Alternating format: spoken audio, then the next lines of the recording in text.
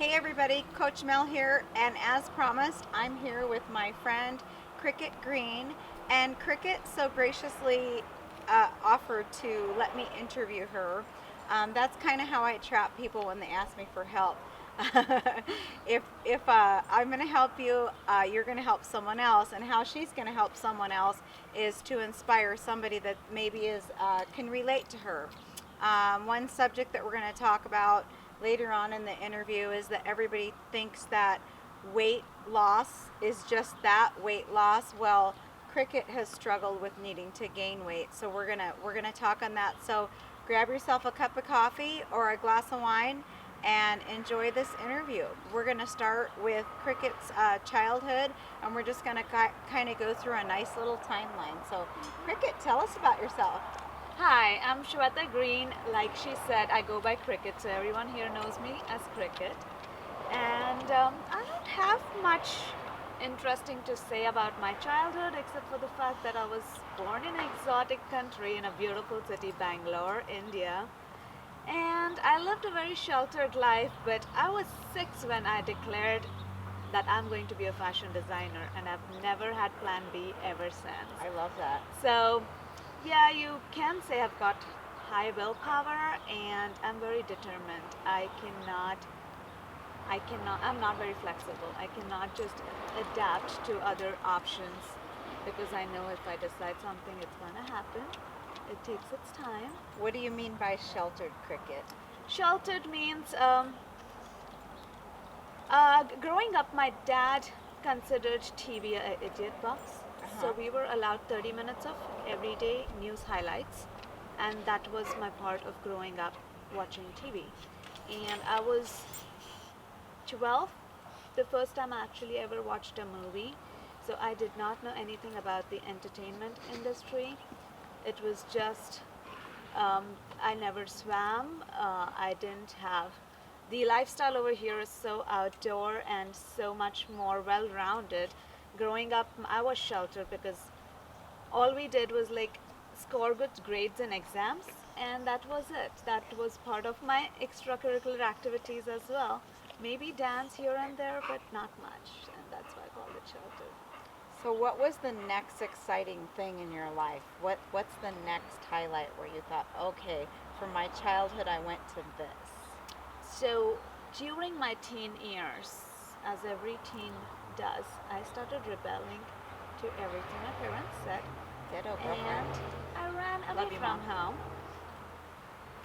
And of course, my parents knew that where I was and what they did, the way they didn't bring me back, but even push me further, were like they kept tabs on where I was going, and they paid the families that gave me shelter.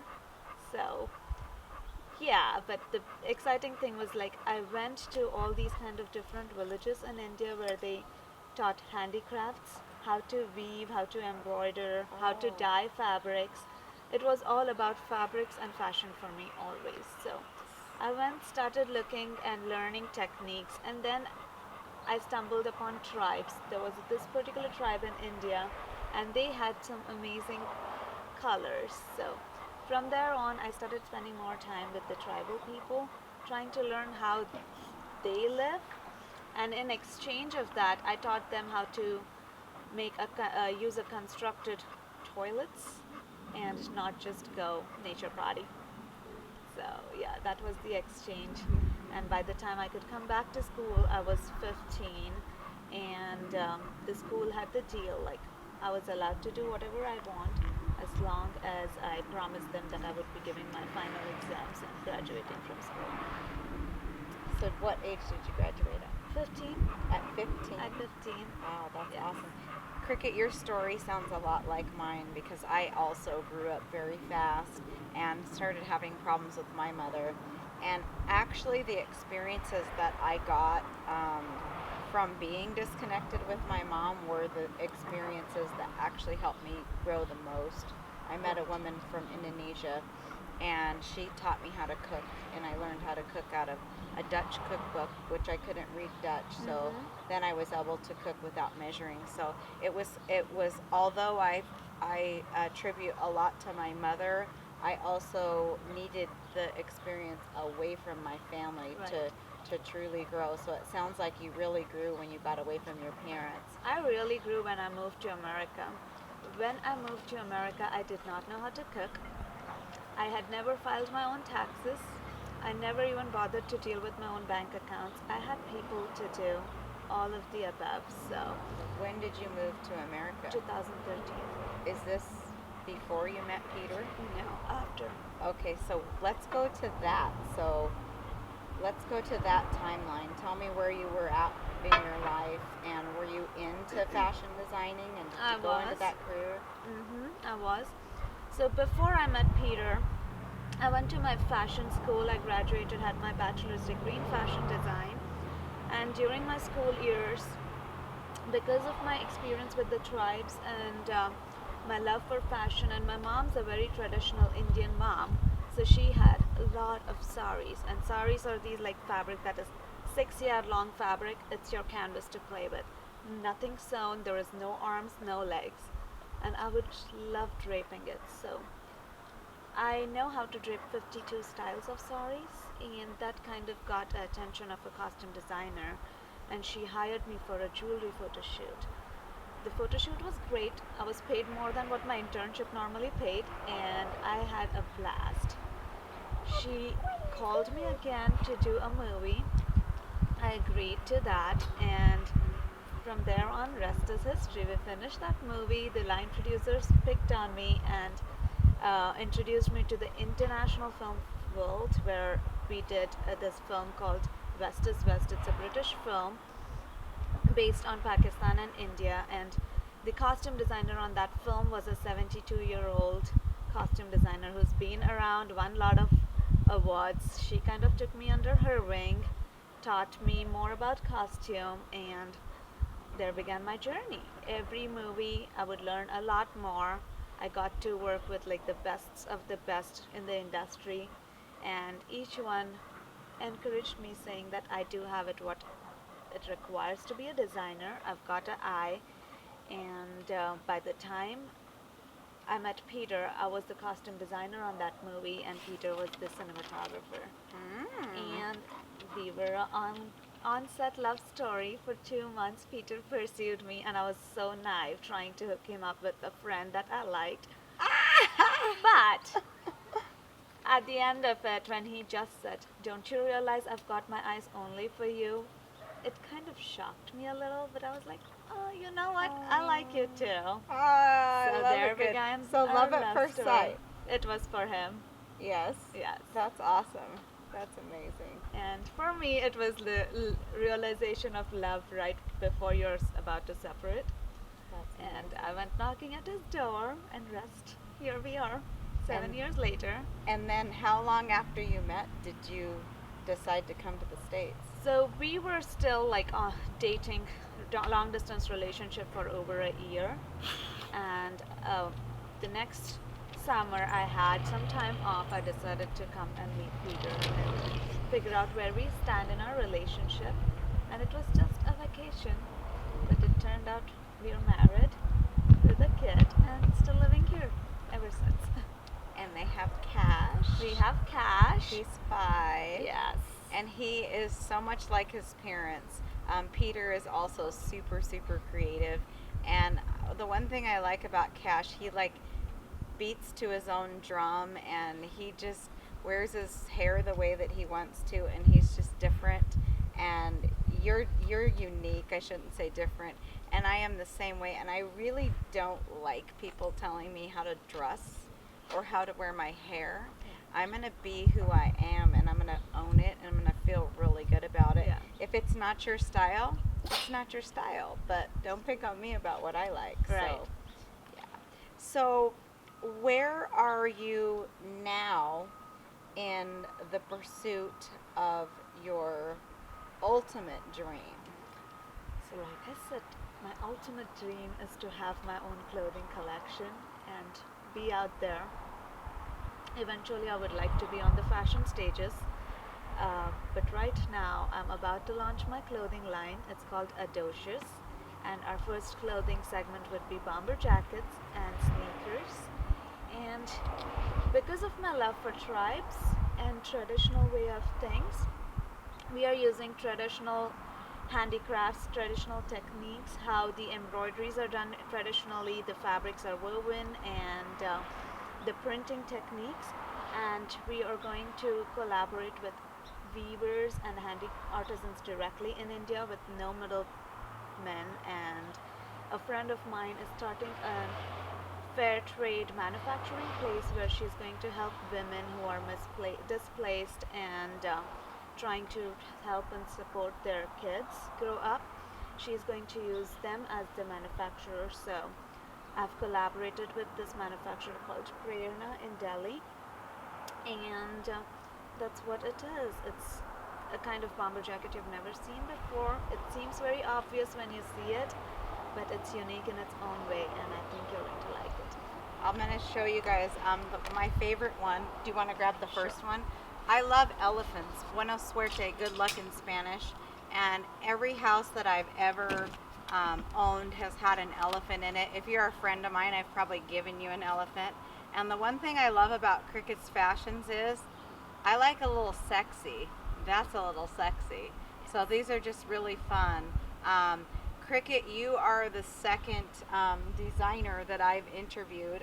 You'll really enjoy an interview I had with Francesca from Tulum, Mexico. Mm-hmm. And the one thing that I like about both of you guys, number one, I just know your passion and your fire, and I can feel that you're going to be successful with this, and you have the experience to back it. Obviously, everything that you've done in your past is going to drive you. And I had a launch for my new business, Melfit, and the one thing that I said, and it probably relates to you, Cricket, I couldn't have done Melfit 5 years ago.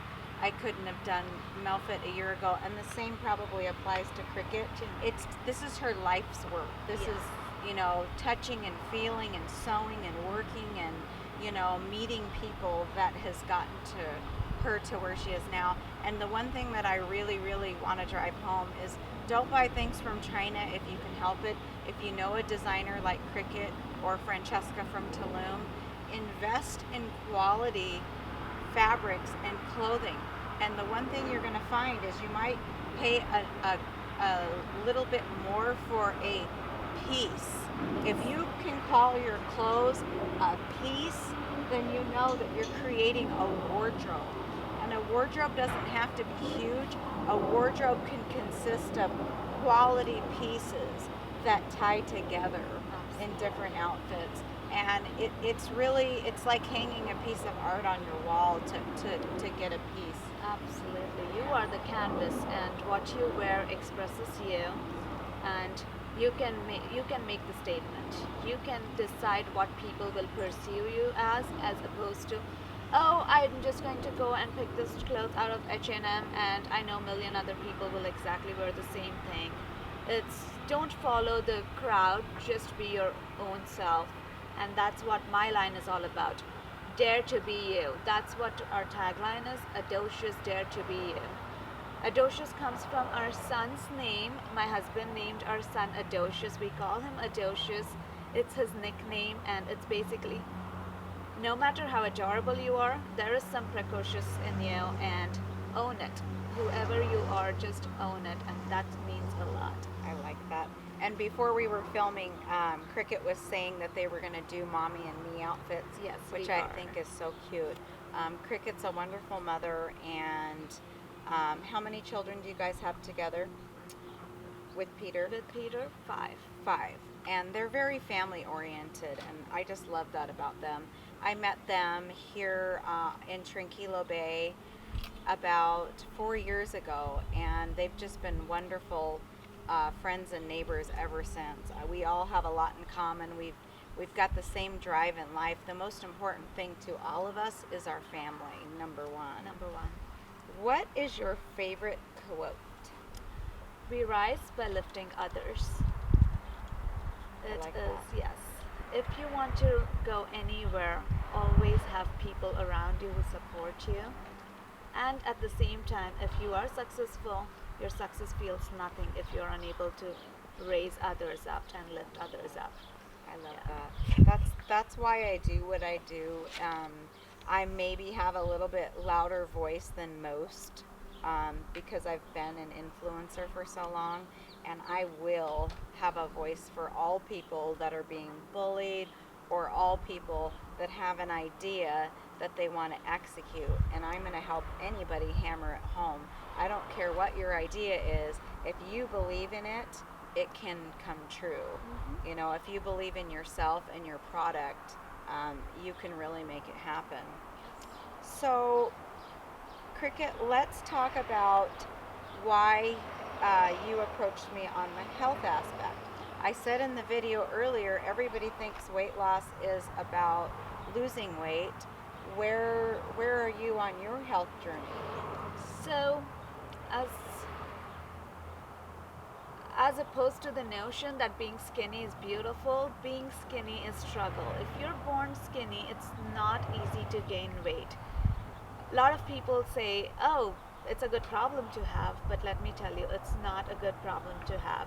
It's all about feeling healthy. No matter what your body size is, if you don't feel you are 100% where you want to be to feel healthy, you're not there.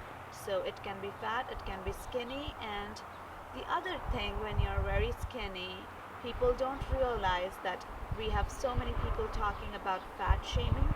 Nobody talks about skinny shaming, and we are shamed just as much for being, oh, you may have to shop in the kids section. Oh my God, did you do drugs? And all kind of questions I got asked, and it's upsetting. We try to take it in a stride, but it does hurt. So my problem's like I've never been able to gain weight.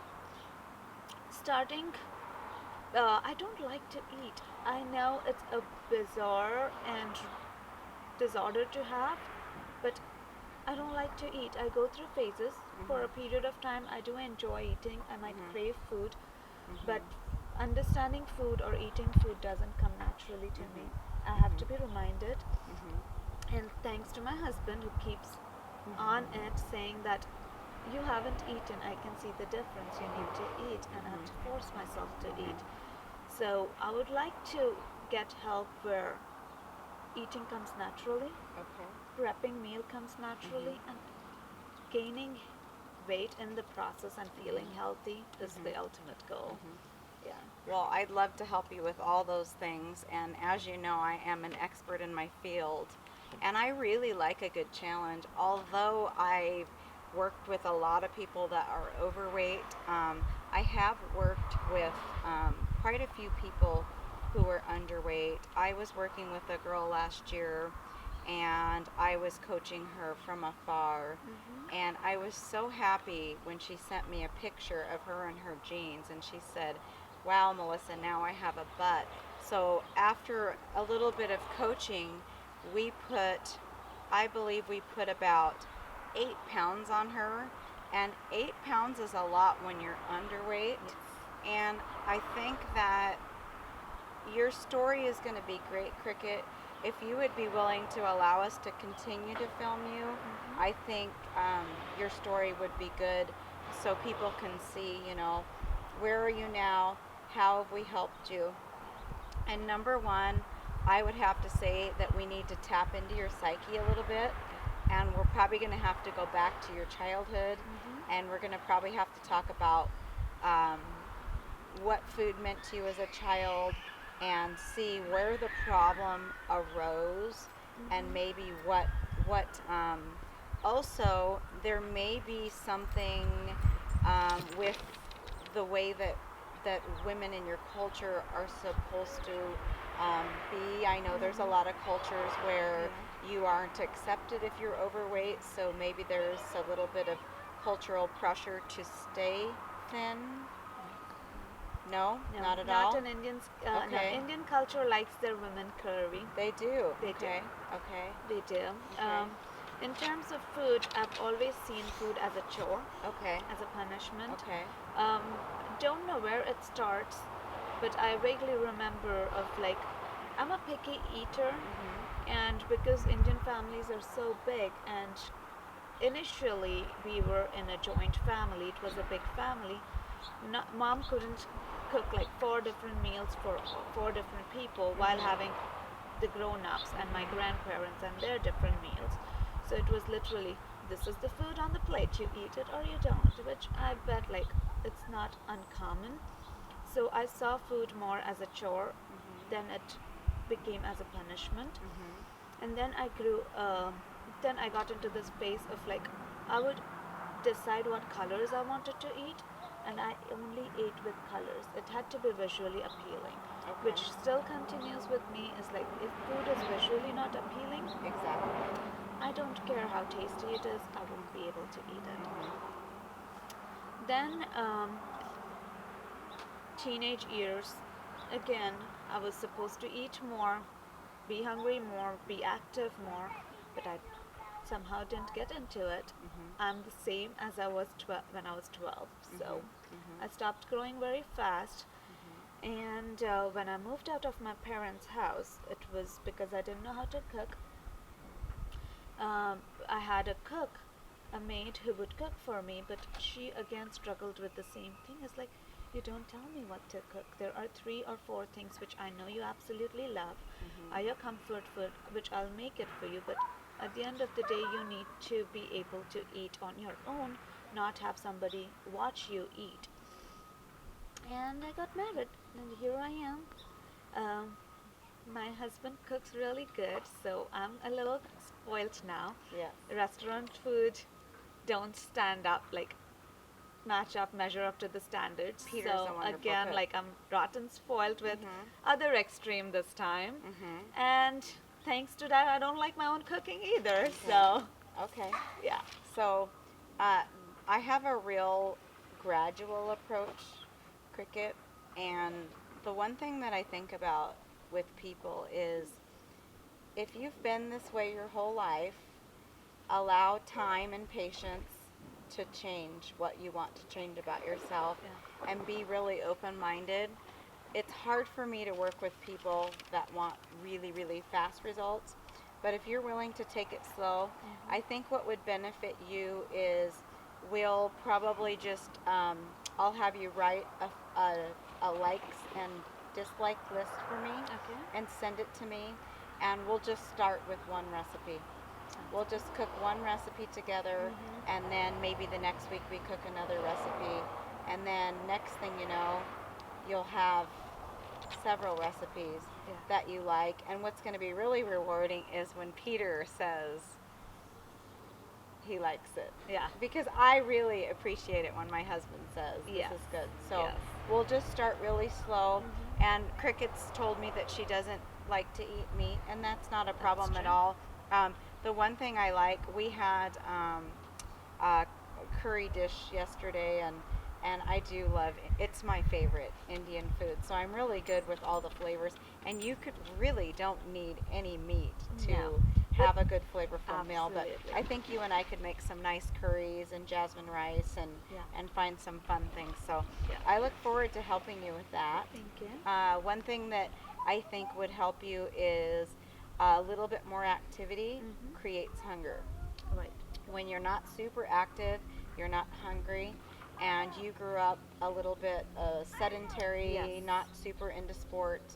And I know that Peter is very active and bought you a snowboarding pass last year, and I know that it's something that you want to do, but I don't think that your body is quite ready for that yet. And what'll happen if you're not ready, you'll get hurt. Right. So what I'd like to see you do is maybe we can slowly get you, into something that you like, whether it be starting with stretching, or maybe get into some yoga practices a couple days a week, or maybe, working with me, but slowly trying to get yourself stronger.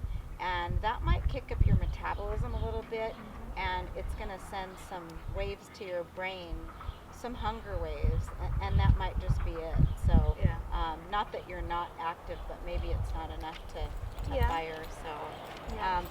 So, Cricket, what advice would you give anybody out there watching related to launching a new business or starting a new business?